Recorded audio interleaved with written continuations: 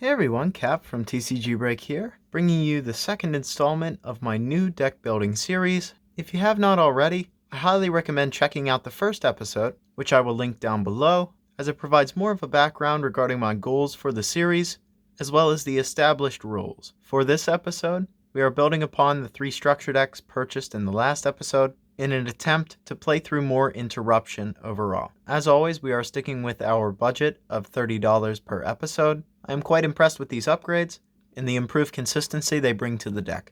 So without further ado, let's get into it.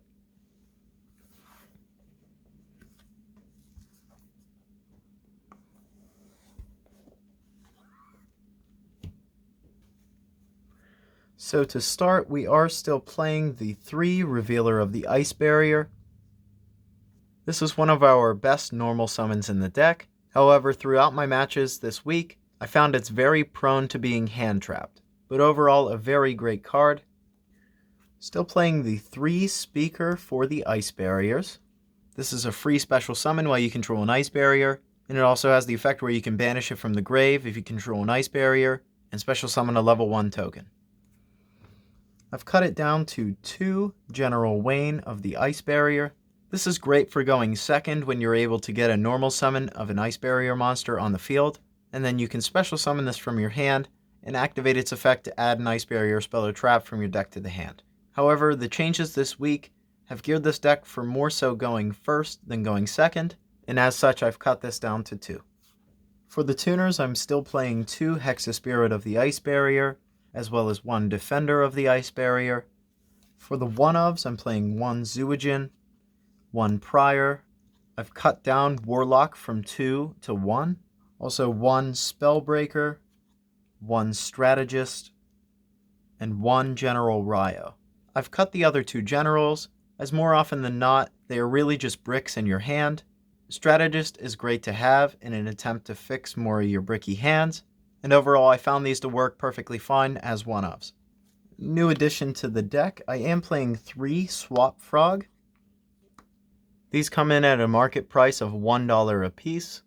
This has the effect where you can special summon it from your hand by discarding a water monster, and then when it's summoned you can send a level 2 or lower water aqua monster from your deck or face up field to the graveyard. It also has the effect where you can return 1 monster you control to the hand, and you are able to normal summon 1 frog monster during your main phase, except Swap Frog, in addition to your normal summon or set. And in addition to the 3 Swap Frog, I'm using the 1 Ronin Toadin, found in the structure deck, so no additional cost for the Ronin. This helps us to more easily achieve the summon of Toadally Awesome, and is a great addition to this deck. Continuing on with the spell lineup, still playing 3 Freezing Chains of the Ice Barrier, 3 Medallion of the Ice Barrier, as well as 3 Winds over the Ice Barrier. New additions to the trap lineup, I'm playing 2 Paleozoic Canadia, 2 Paleozoic Dinomischus, and 2 Paleozoic Olenoides. This also helps to further your attempt to special summon the Totally Awesome. Canadia is effectively a Book of Moon. Dinomischus allows you to target a face-up card on the field, discard a card, and then banish the targeted card. And Olenoides is an MST. Canadia comes at the cost of $3.95 per copy. Dinomischus comes at the cost of $2.50 a copy. And Olenoides has a market price of $1.35 a piece. And to round it out for the trap lineup, I'm playing 3 Crackdown. This is just a great addition to the deck to further control the game, as well as being able to chain your Paleozoic traps in the grave to the activation of Crackdown to just give you an additional body on the board. Moving on into the extra deck, this is primarily where the greatest amount of changes happened for this episode. Starting off with the 1 copy of Miss Starboy, it has the effect where all water monsters on the field gain 500 attack and defense. It also has the effect where fire monsters lose 400 attack and defense. Also, if it's destroyed by battle or card effect, you can target a water monster in your graveyard and add it to your hand. So this is especially helpful for adding the Revealer back to your hand in order to have a follow-up play for your next turn. The Starboy comes in at a price of 50 cents per copy. Moving on into the Xyz, we have Paleozoic Opabinia, as well as Totally Awesome.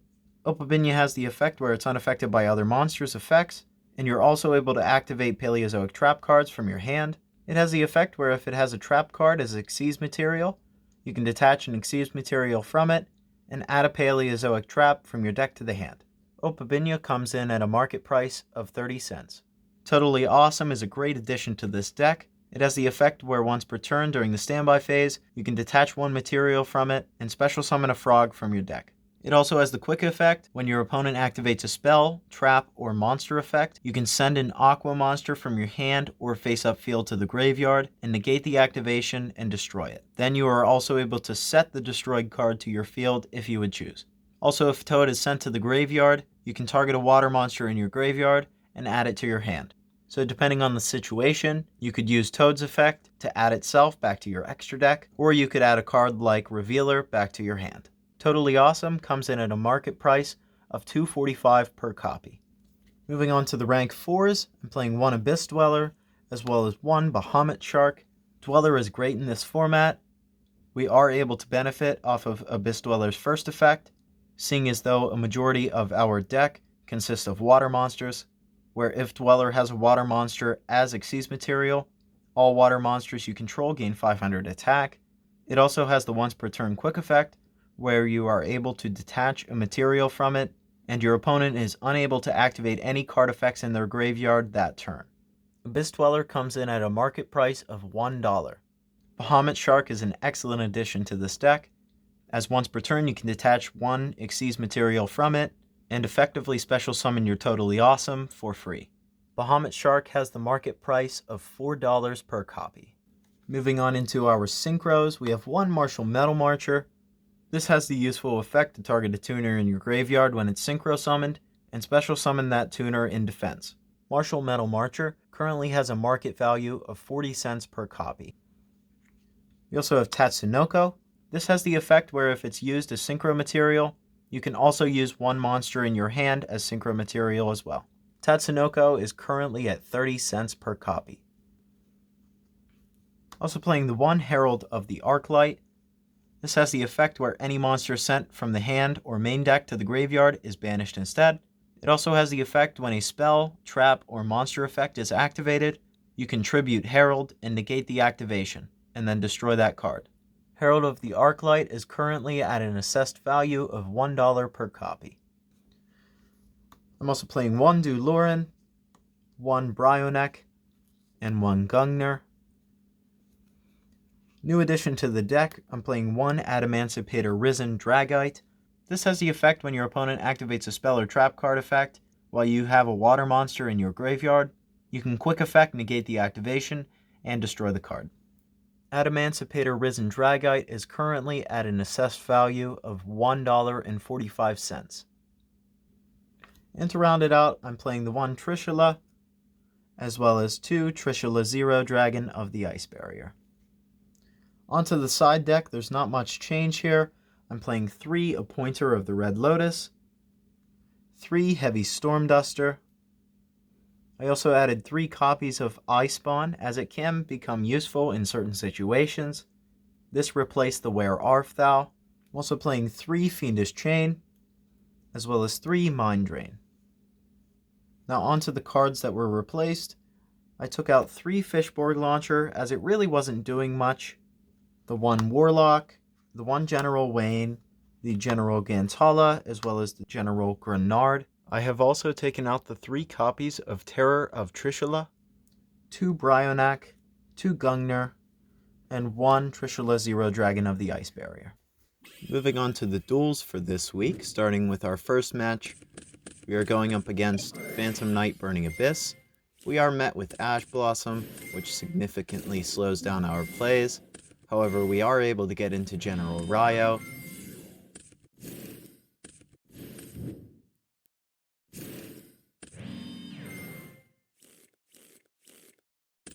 I'm able to activate Crackdown on their turn, targeting the Rusty. Then on the following turn, I'm able to get into the Toadally Awesome, sealing us an Omni Negate, as well as attack directly for some great damage, and they concede thereafter.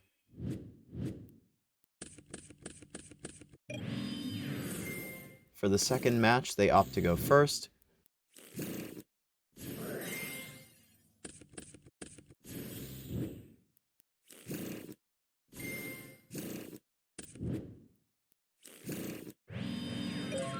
We get hit with the Ash Blossom yet again on the effect of Revealer. I am able to Xyz summon into Bahamut Shark, but that is met with Fog Blade, and they're able to follow up with the Red Eyes Fusion to bring out Dragoon, pretty much sealing the duel from there.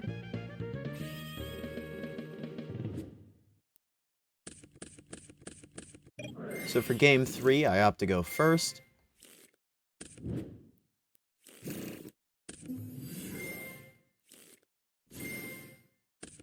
I'm able to climb my way into Bahamut Shark, which can cheat out our Totally Awesome. I also have Defender and Speaker on the field. On their turn, they're able to do some typical Phantom Knight plays. They link summon into Cherubini. However, they don't really have any further plays after that. In the following turn, I'm able to end on Herald, and they're just not quite able to get over that.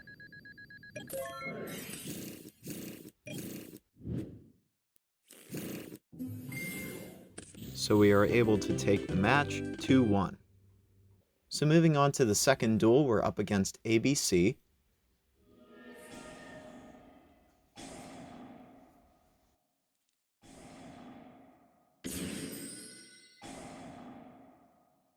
We are able to end our turn on Bahamut Shark, Totally Awesome, and a set Crackdown.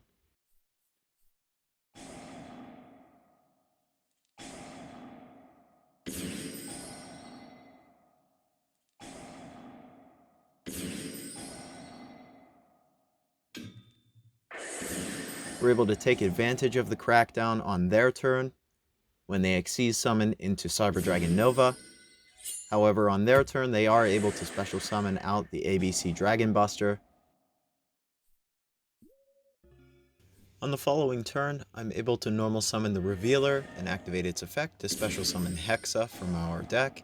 Using the effect of Hexa, I'm able to modulate its level up to 2 and Synchro summon into Gungner. However, that is destroyed by the ABC Dragon Buster, though we are able to add back the Revealer using the Winds Over the Ice Barrier Banish effect. During the end phase, they activate ABC Dragon Buster's effect to special summon A, B, and C from their banish pile. They are quickly able to spam the board with quite a lot of monsters, link summoning into Union Carrier, then into Nightmare Unicorn, and special summoning 2 ABC Dragon Busters. And that pretty much seals the deal from there. So for game 2, I opt to go first. I'm able to end on a board of Miss Starboy and a set Paleo Trap. On the following turn, they really don't have any plays, so they just pass it over to us. I'm able to get out Revealer and Defender of the Ice Barrier, and poke in for a little bit of damage.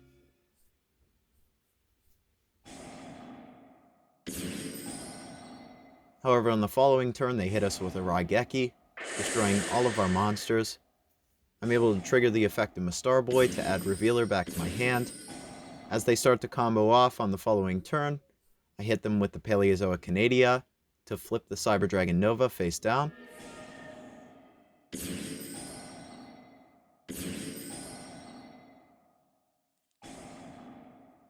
And on the following turn, I'm able to bring out Bahamut Shark, Totally Awesome,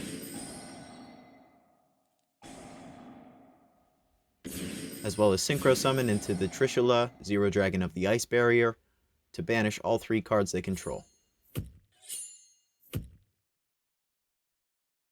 Now moving on to the third duel of the match. They opt to go first.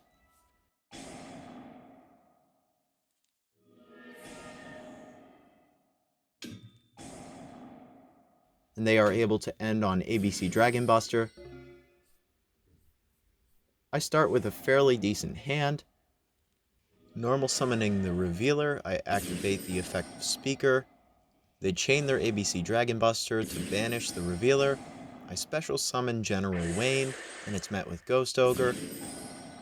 And even through the myriad of interruptions, I'm able to Xyz into Toad, negate the effect of their ABC Dragon Buster to special summon, and inevitably end on the Herald of the Arclight, and they concede thereafter. So we are once again able to take the match 2-1. So moving on to the third match for this episode, we are up against Grenmaju OTK. I start with a fairly decent hand. I normal summon Strategist, discarding Speaker to then special summon Speaker to go into Bahamut Shark and Totally Awesome. On the activation of Golden Castle, I activate Totally Awesome to destroy it and negate the activation.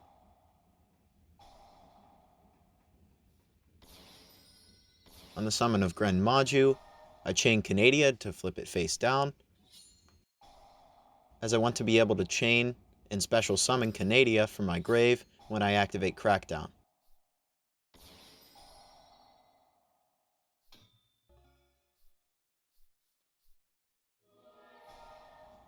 On the following turn, I'm able to special summon the Miss Starboy and poke in with Revealer for a little bit of damage.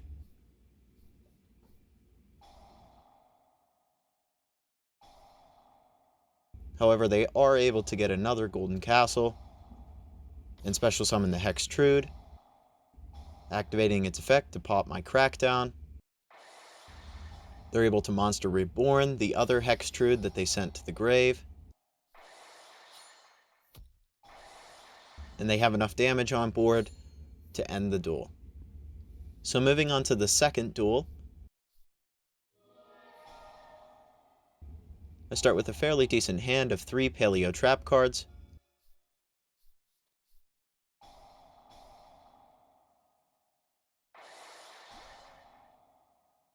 They are able to special summon quite a lot of monsters.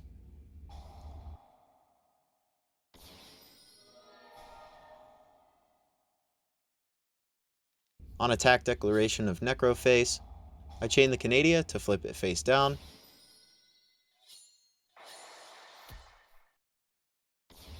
When they special summon Dingirsu, I chain the Dino Miscus, as otherwise they're going to send it to the grave anyway. And then main phase 2, they tribute over my Paleozoic Trap that was special summoned from the grave with a Kaiju, then special summon Alpha and bounce both back to their hand.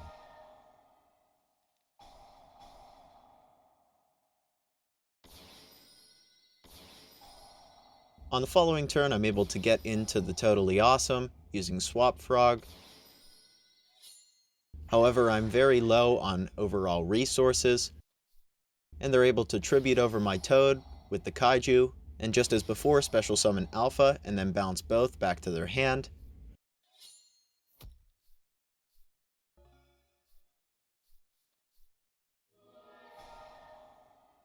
I am able to special summon a couple monsters on my following turn.